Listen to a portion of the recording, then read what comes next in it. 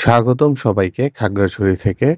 আজকে আমরা যাচ্ছি খাগড়াছড়ি নিউজিল্যান্ড পাড়া, যেটা খাগড়াছড়ি মেইন সিটি থেকে খুব বেশি না।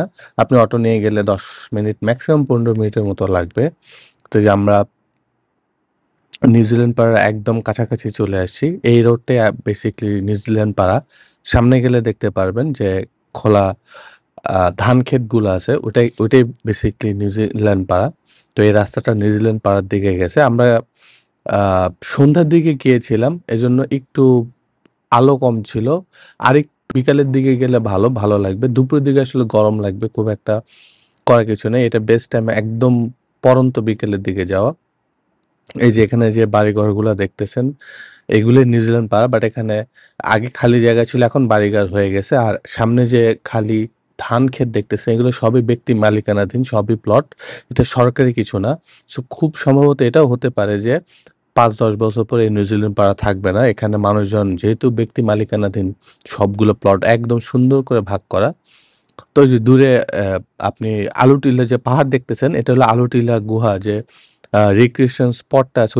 ওই স্পট থেকে সামনে যে ধান ক্ষেত বা এরিয়া দেখা যায়।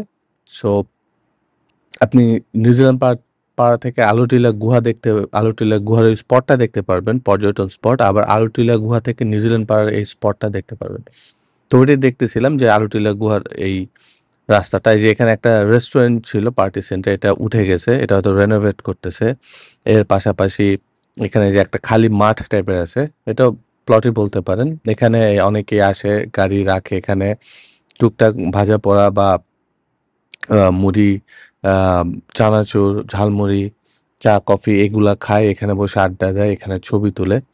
তো এই জায়গাটাতে মেইনলি মানুষের বেশি গ্যাদারিংটা হয়। আর এই দেখতেছেন ধান ক্ষেত, এই পুরা জায়গাটাই নিউজিল্যান্ড পাড়া। এখানে হয়তো বৃষ্টির দিন ভালো লাগবে। আমার যেটা মনে হয় যে যারা শুরুর দিকে নিউজিল্যান্ড পাড়ায় ১ম আসছে, তাদের কাছে আসলে ভালো লাগার মতো। তখন অনেক ভালো একটা পরিবেশ ছিল, সিনারি ছিল। এখন আমার মনে হয় না যে নিউজিল্যান্ড পাড়া খুব একটা এসে দেখার মতো কিছু জায়গা। এটা হয়তো হঠাৎ করে হাইপ টাইপ হইছে, আবার হঠাৎ করে এই হাইপটা চলে যাবে। এখন আমাদের কাছে এসে খুব একটা ভালো লাগে নাই। এই যে দেখতেছেন যে আসলে দেখার কিছু নাই। হয়তো বিকেলের রোদের আলোটা থাকলে দেখতে একটু ভালো লাগতো। এছাড়া যে আপনি এখানে বসে এই হলো রাজশাহী নিউজিল্যান্ড পাড়া। যা দেখতেছেন সামনে যে আ মম অ্যান্ড মুন্ডি একটা রেস্টুরেন্ট আছে। এই একটাই রেস্টুরেন্টই ছিল, আর কোনো রেস্টুরেন্ট ছিল না। এখানে মানুষজন খাওয়া-দাওয়া করতেছিল। তো এই রাস্তাটা খুব ছোট। আপনার ধরেন ২-৩ কিলোমিটার। এরপর আপনার নিউজিল্যান্ড পাড়া শেষ। সো আপনি চাইলে ৫ মিনিটও কভার করতে পারেন নিউজিল্যান্ড পাড়া, বা আপনি চাইলে ০.৫ ঘন্টা ১ ঘন্টা বসে আড্ডা দিলেন, আ খাওয়া-দাওয়া করলেন সেক্ষেত্রে। এই যে আমরা আবার নিউজিল্যান্ড পাড়ার দিকে থেকে খাগড়াছড়ির দিকে ব্যাক করতেছি। তো আমরা এখানে কিছুক্ষণ পরে হেঁটে এক্সপ্লোর করলাম। আ এই অনেকে এখানে বসে আড্ডা দিতেছিল। তো পরে আমরা এই মোমোস অ্যান্ড মুন্ডিজ এই রেস্টুরেন্টে আসি। এখানে মোমো, মুন্ডি, আ উম নুডলস, ভাজা পোড়া, আলুর চপ এগুলা পাওয়া যায়। বাট যেহেতু একটা রেস্টুরেন্ট ছিল, মানুষজন অনেক ভিড় ছিল, কারেন্ট ছিল না। তো সবকিছু মিলে অনেক বাজে অবস্থা ছিল। এমনি আমরা ভাজা পোড়া, আলুর বড়া বা চপ টাইপের নিছিলাম। ওইটা ভালো ছিল। ওইটাই খাইছি।